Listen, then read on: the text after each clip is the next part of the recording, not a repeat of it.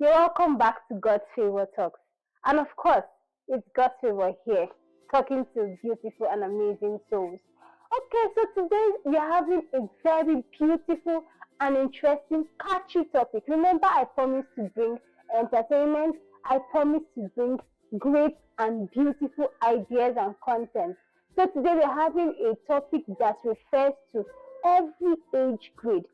What I'm trying to say is that this particular topic is referring to young people. It also addresses adults. In fact, there is no exemption when it comes to age on this particular topic. And what is this topic? Before I go into what this topic is, make sure to subscribe, hit the subscribe button below, make sure to like this video, drop an amazing comment, and make sure to share to as many people as possible. Remember to drop comments or drop in that you want me to address. Make sure that you drop in the comment section and be sure that I'm coming back to pick every comment you have dropped and I'm going to address it. Thank you so much for joining in on Godsfavour Talks today. We'll head right back into the topic.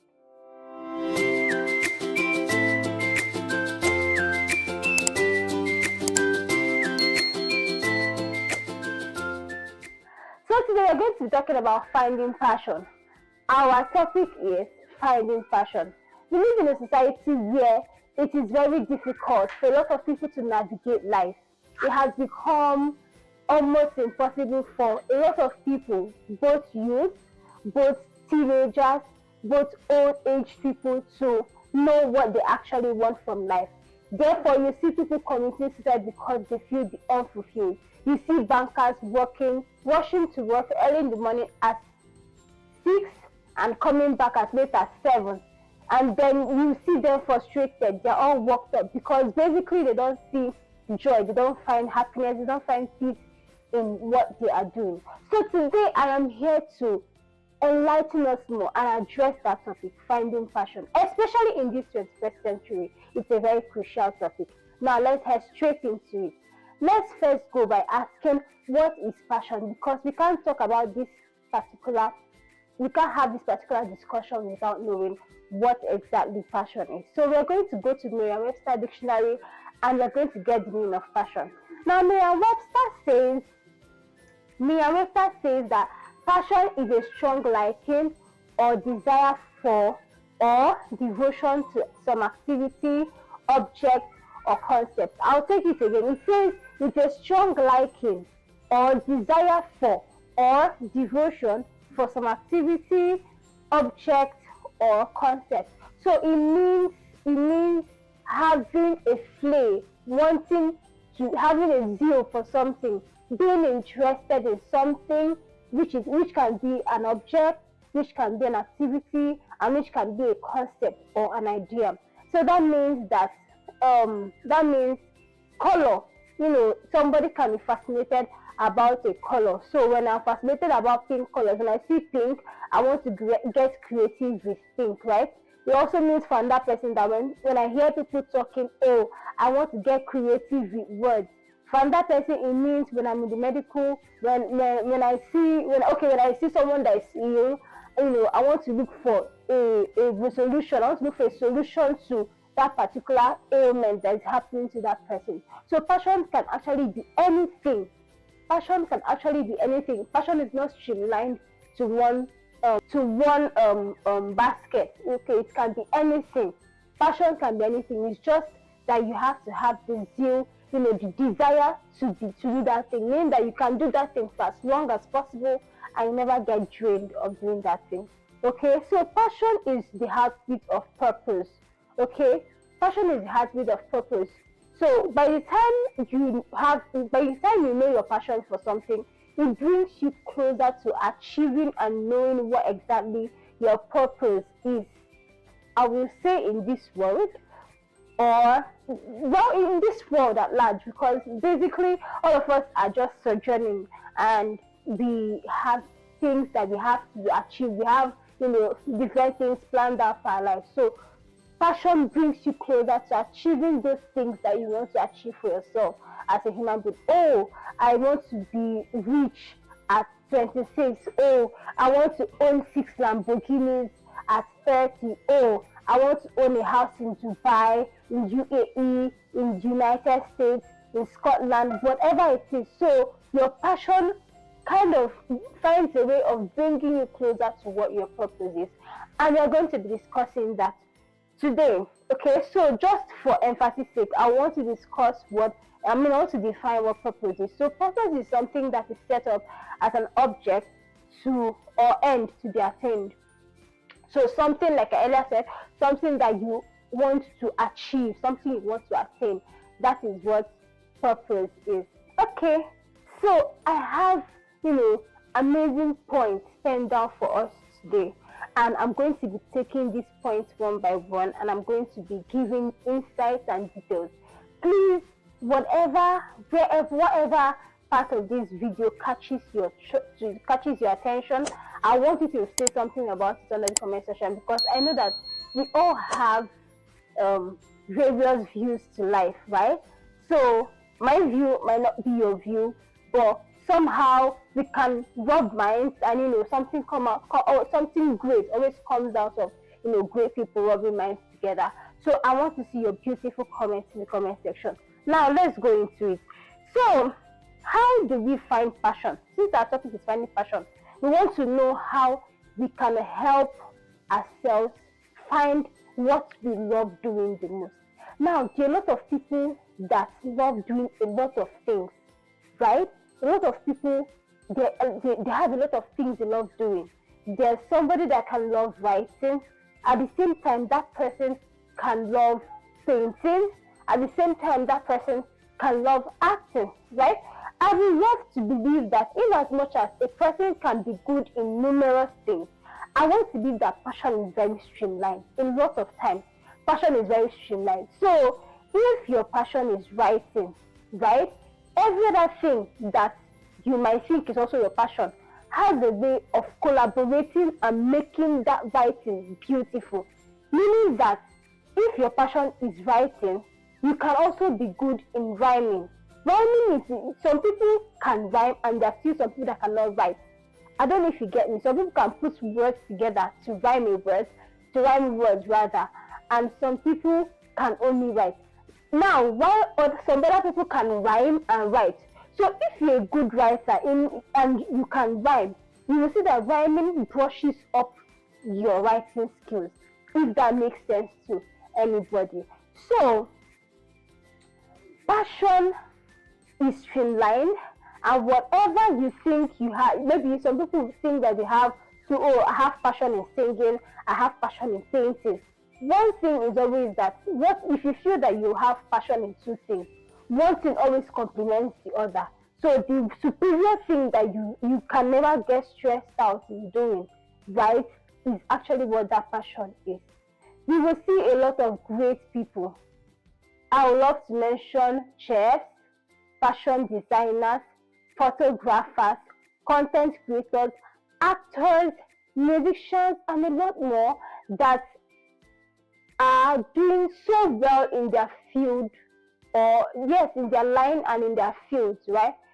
I want to believe that this is because this is what they have passion in doing.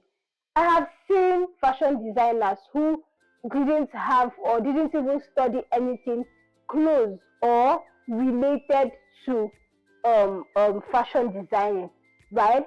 But after everything they studied, they still borrowed back to fashion designing. I have seen chefs that are very great at singing. You see actors that can sing so well. You understand?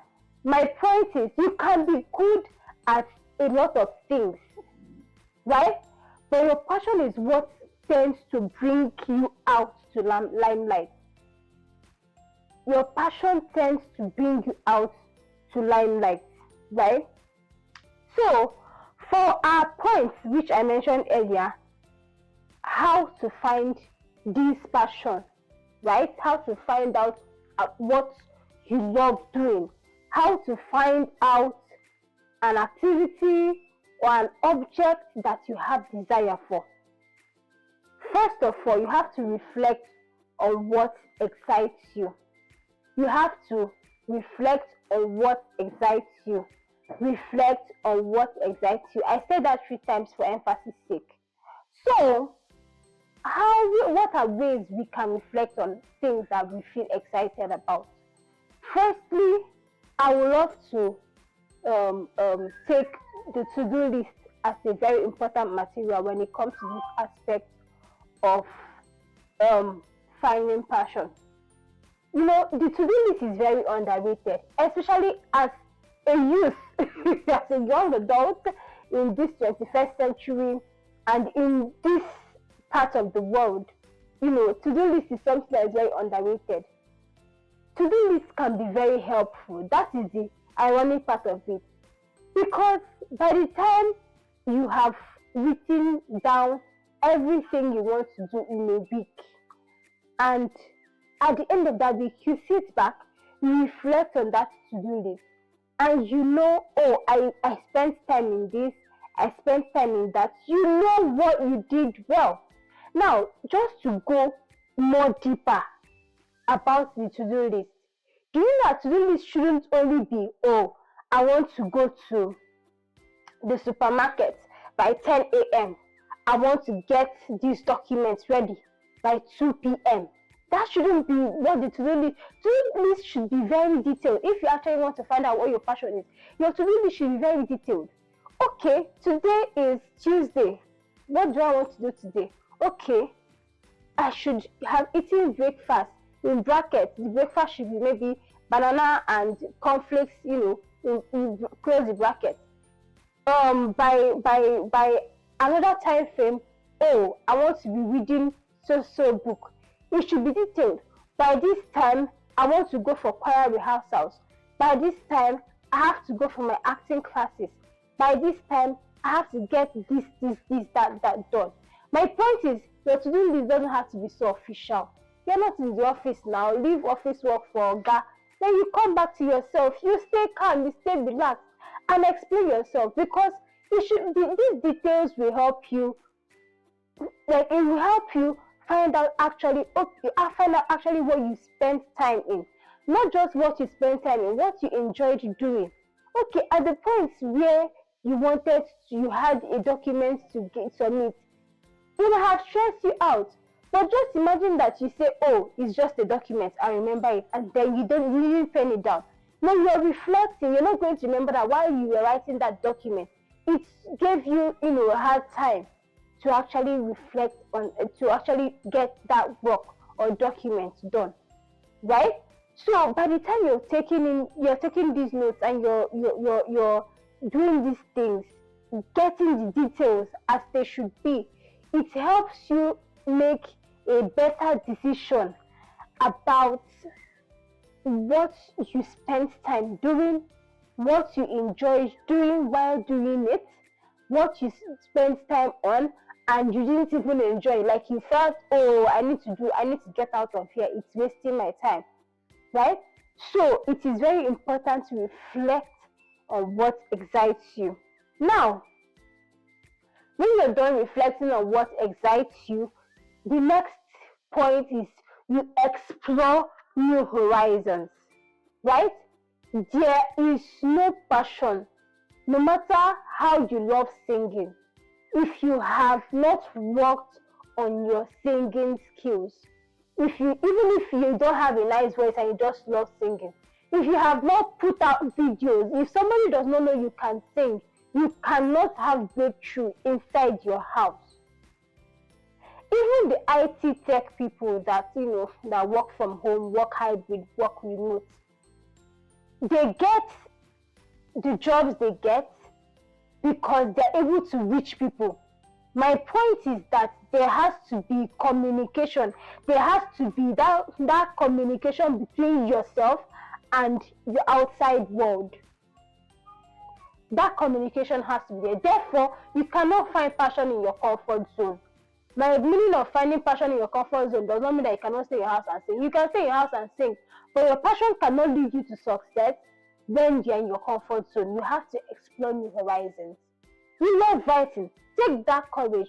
What do you need to get a book? It's going to take to write and publish a book. If you want to do it electronically, if you want to do it manually. It's going to take you time. You have to bring ideas together.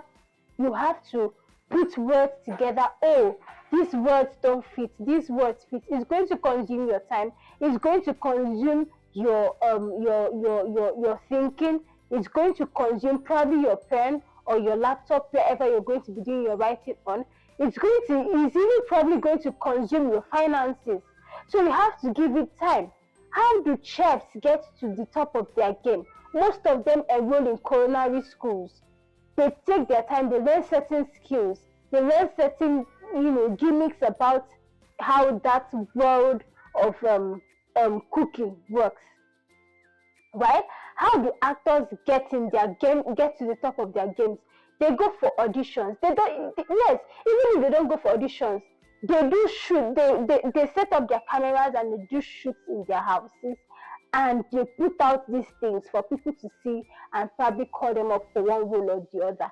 Even as small as skip makers. What am I even saying?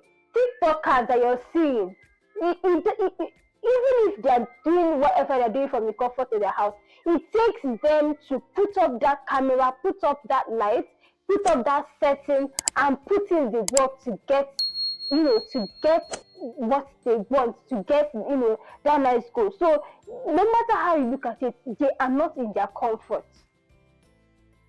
We look at great people today.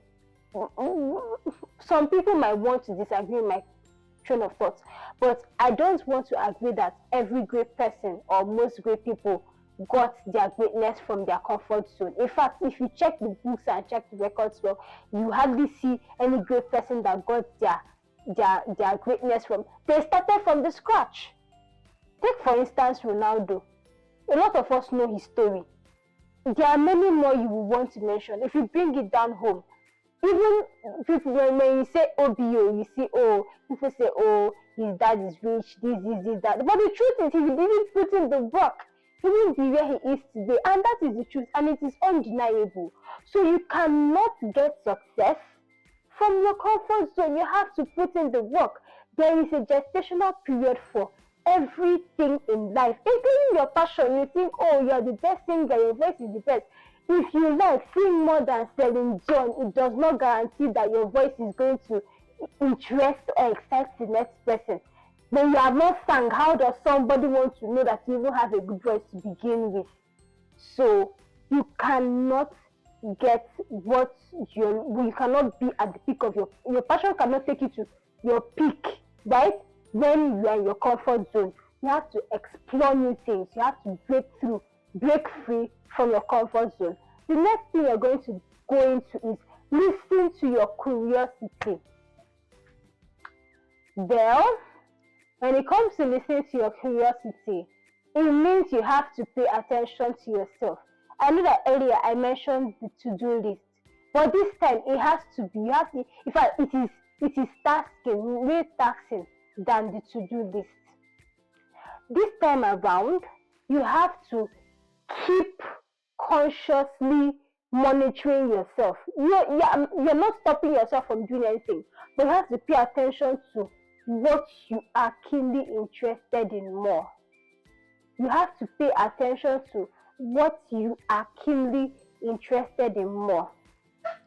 If you're somebody that loves surfing social media, oh, they have this celebrity is fighting with this celebrity. You're so interested. In fact, nobody gets that story first before you. You're the one that, in fact, when something happens on social media, your friends will call you first too, because they are so sure that this babe will have current gist, she will know the details, because you are the kind of person that have gone to do your researches here and there. Then you know that, oh, that means it's like I'm passionate about blogging. I'm passionate about putting out content, because you love information. You always have information. So you know that putting out that information is what is going to drive you up. Do you get? So you have to pay attention to yourself. If you're the kind of person that when you're passing and you hear music, you're already trying to distinguish, is this music reggae? Is it what exactly you love doing more? Or what your spirit, what you what draws your attention the most, what you love. Oh, when you're curious about something that you always want to have access to, you know. I know that a lot of us want to have access to data, but yeah, of course, we're in the jet age. But even while everyone has access to data, some people will use their data to watch contents of food, while others will use their data to watch contents on K-pop. You know, everybody is drawn to different things. Some people just want to use that data and learn languages. Others want to learn a thing or two relating to computers. You understand? So you have to listen to what drives your curiosity. You have to listen to what you are so eager to know more about, right? So the next point is embrace failure. A lot of us flop in this area. So I will still say it again that there is no great person that didn't go through a gestational phase. They had points in life where it wasn't going well. In fact, they failed. Now, I want us to know that failure is not a criterion for you to end your journey, right? Failure is not a boost to kill passion. Okay, I think that's better. Failure is not a boost to kill passion. Because you didn't get something right doesn't mean the world has ended. A lot of people have been where you are. In fact, you're not going to be the first. In fact, you're not the first, rather. You will not be the last. That's something that someone always says. And funny enough, how it has come in handy today. You are not the first that has been in that position. You're not going to be the last. So, because you fail, no matter, even if you fail every time, the fact that you get up and you refuse to stay down is enough reason to tell you that those failures don't count anymore. So when you fail at something you feel oh, I love singing, but sometimes when you go to sing, oh, you can't get that particular pitch so well. Oh, this tone is not sounding well, and then you relax and then you're like, oh, maybe that's not even my passion. No, that's not the case. Because you failed once, twice, no matter how many times you failed, doesn't mean that is not your passion. You just need to give it more time, because the truth is, after you give it the time it requires, it will surely come out fruitful. It will definitely come out fruitful. This thing always happens. Just give it time, and don't stop because you failed this time. The next point is connect with others. Now, a lot of people, including myself, I have issues with this. So, I have found out that my passion is poetry. I am making efforts. I am putting words together. I am devoting my time. I'm reading and exploring more books. I am lending books from libraries. I'm making researches, I'm putting words together. I'm putting out content. Guess what? If today poets, people that are into poetry, right?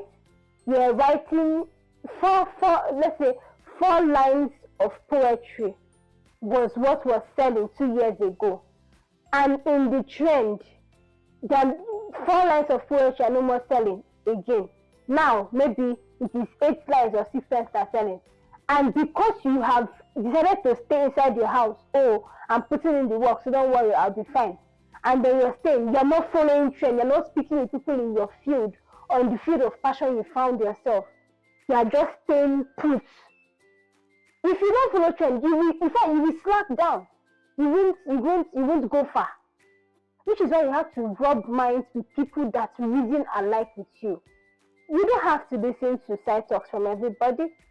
You don't have to be pressured by anybody, even people in your field.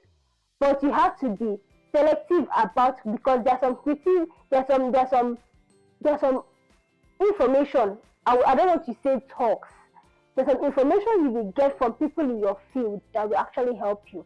in as much as you don't have to listen to everything, but you have to, properly select things to listen to, because some of them will actually help you. If you decide to shut everybody out, who is going to help you go up when others are going up? So when others have finished going up, you will stay where you are and you'll be claiming OG,